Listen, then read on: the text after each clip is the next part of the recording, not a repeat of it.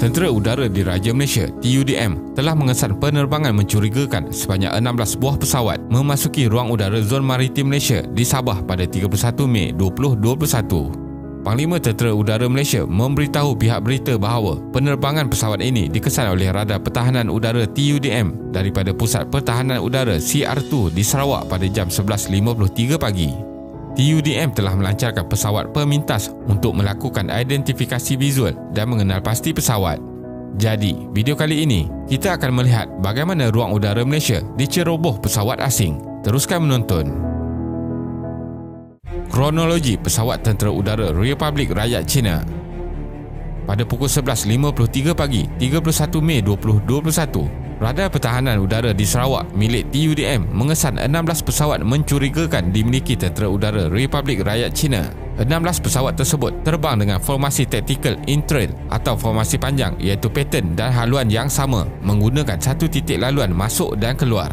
Mereka memasuki zon maritim Malaysia dari kawasan udara yang dikawal oleh Singapura FIR ke Kota Kinabalu FIR dan seterusnya menghampiri sehingga jarak hanya 60 batu nautika dari ruang udara nasional milik Malaysia di Sarawak. Pemantauan menerusi Radar Pertahanan Udara diteruskan dan beberapa percubaan dilakukan untuk mengarahkan mereka menghubungi kawalan trafik udara setelah memasuki Kota Kinabalu FIR, namun tidak berjaya. Pangkalan TUDM telah melancarkan pesawat pemintas Hawk pada jam 1.33 tengah hari untuk melakukan identifikasi visual.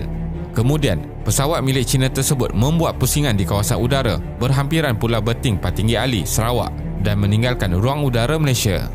Pesawat milik China ini dikesan terbang pada kelajuan kira-kira 536 km sejam dan pada ketinggian 23,000 hingga 27,000 kaki dari aras laut. Pesawat-pesawat tersebut dikenal pasti daripada jenis Ilyushin IL-76 dan Xi'an Y-20 yang merupakan pesawat pengangkut strategik dan berupaya melaksanakan pelbagai misi. Kesemua pesawat berkemampuan membawa sehingga 1 batalion anggota tentera payung terjun negara China bersama-sama kelengkapan tentera seperti meriam dalam misi airborne ke mana-mana lokasi di Laut China Selatan. Selain itu, terdapat juga persoalan dari manakah 16 buah pesawat tentera China ini berlepas dan adakah ianya dari pulau-pulau buatan China di Kepulauan Spratly yang dibangunkan China untuk menjadi pangkalan tentera yang penting di Laut China Selatan. Menurut pakar geostrategis dari Universiti Teknologi Malaysia UTM, Profesor Madya Dr. Azmi Hassan, dari kenyataan dikeluarkan oleh TUDM, pencerobohan belum berlaku kerana ruang udara yang dimasuki pesawat terbabit adalah merupakan ruang udara yang dikawal oleh Malaysia dan belum memasuki ruang udara kedaulatan negara. Bagaimanapun, berdasarkan undang-undang, China tetap perlu memaklumkan dan mendapatkan kebenaran jika pesawat mereka mahu merentasi ruang udara yang dikawal Malaysia. Tindak balas Kerajaan Malaysia. Insiden ini telah dikendalikan oleh TUDM khasnya dan ATM berlandaskan undang-undang dan peraturan penerbangan antarabangsa serta strategi pertahanan udara nasional bersama-sama Kementerian Luar Negeri. Susulan kejadian ini, Menteri Luar Datuk Seri Hishamuddin Hussein memaklumkan bahawa Wisma Putra akan mengemukakan nota bantahan diplomatik dan akan memanggil Duta Besar China ke Malaysia bagi memberi penjelasan lanjut. Pendirian Malaysia juga sangat jelas, iaitu hubungan diplomatik mesra dengan mana-mana negara tidak sesekali bermaksud kerajaan Malaysia akan berkompromi tentang soal keselamatan.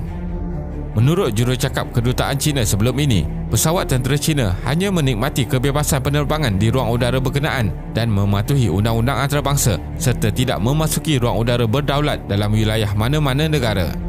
Namun, Malaysia perlu segera mendapatkan penjelasan kedutaan besar China di Malaysia berhubung perkara ini kerana ia bakal menimbulkan persepsi buruk terutamanya dari segi ancaman terhadap kedaulatan negara dan sebarang kekeliruan berkaitan hal kedaulatan negara perlu dibincangkan dengan tegas. Undang-Undang Udara Antarabangsa. Pada asasnya, ruang udara sesebuah negara adalah tertutup untuk pesawat dari negara lain. Tiada pesawat yang boleh terbang tanpa mendapat keizinan terlebih dahulu. Malaysia berada di kedudukan strategik di tengah-tengah rantau Asia Tenggara. Kebanyakan kawasan maritim di Laut China Selatan adalah kawasan zon ekonomi eksklusif EEZ. EEZ ini ialah zon laut yang ditetapkan oleh Konvensyen Bangsa-Bangsa Bersatu dan perlu mengikut undang-undang laut di mana sesebuah negara itu mempunyai hak-hak khas berkaitan penerokaan dan penggunaan sumber-sumber lautan termasuk penghasilan tenaga daripada air dan angin menjangkaui sejauh 200 batu nautika dari garisan pantai sesebuah negara. Konvensyen Undang-Undang Laut Antarabangsa 1982 membenarkan pesawat asing terbang secara bebas melalui ruang udara di zon EEZ seperti yang diperuntukkan oleh Perkara 58-1. Akan tetapi, Perkara 58-1 ini perlu dibaca bersama-sama dengan beberapa peruntukan lain, terutama sekali Perkara 88. Perkara 88 memperuntukkan bahawa perairan EEZ hanyalah boleh digunakan untuk tujuan keamanan. Penggunaan ruang udara bagi tujuan latihan ketenteraan seperti yang berlaku ini boleh ditakrifkan sebagai bukan lagi tujuan keamanan seperti yang termaktub dalam Perkara 88. Perbuatan negara China ini secara terang-terangan melanggar undang-undang antarabangsa. Konflik di Laut China Selatan. Pertikaian di kawasan Laut China Selatan menyentuh mengenai hak laluan pelayaran, keselamatan maritim dan juga rebutan sepadan kawasan perairan antara negara China, Taiwan, Vietnam, Filipina, Malaysia dan Brunei. Konflik mula terjadi apabila negara China mula membuat tuntutan atas hak kedaulatan di sebahagian besar perairan Laut China Selatan melalui Nine Dash Line dan mula agresif dalam merampas hak tersebut. Kawasan merangkumi Nine Dash Line ini berbentuk lengkungan U mengunjur dari utara ke selatan sehingga ke perairan Sarawak. Melalui tuntutan maritim ini, ia turut juga merangkumi ruang udara di atasnya. Pusingan terbaru ketegangan yang berlaku ini mula memuncak sejak tahun 2009 di mana Beijing telah mengambil pendekatan berbentuk power center bagi membentuk kawalan de facto ke atas ciri-ciri maritim, meningkatkan kecurigaan serantau dan kebimbangan terhadap dominasi China. Persaingan geostrategik yang berlaku ini juga melibatkan persepsi dua kuasa besar iaitu Amerika Syarikat dan China yang melihat satu sama lain sebagai ancaman kepada kepentingan nasional yang ingin dijaga di Laut China Selatan. Kenapa pesawat Israel terbang di ruang udara Malaysia?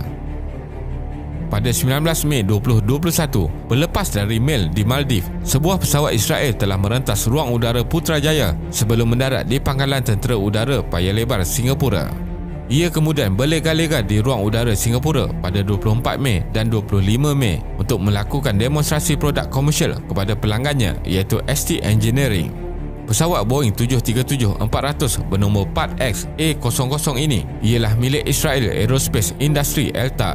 Namun, Kementerian Pengangkutan Malaysia menyatakan pesawat ini melalui ruang udara Malaysia mengikut peraturan-peraturan yang ditetapkan oleh Pertubuhan Penerbangan Awam Antarabangsa ICAO. Kesimpulannya, dalam isu penggunaan ruang udara, setiap negara berdaulat perlu tegas dan tidak memberi sebarang pengecualian kerana tidak diketahui tujuan sebenar negara lain. Dalam isu insiden pesawat tentera dari negara China, dapat dilihat walaupun negara Malaysia adalah antara negara yang mempunyai hubungan diplomatik yang baik dengan negara China selama berpuluh tahun, Malaysia tidak terkecuali daripada tindakan provokasi negara dianggap kuasa besar dunia ini. Terima kasih kerana menonton dan jangan lupa subscribe. Jumpa lagi.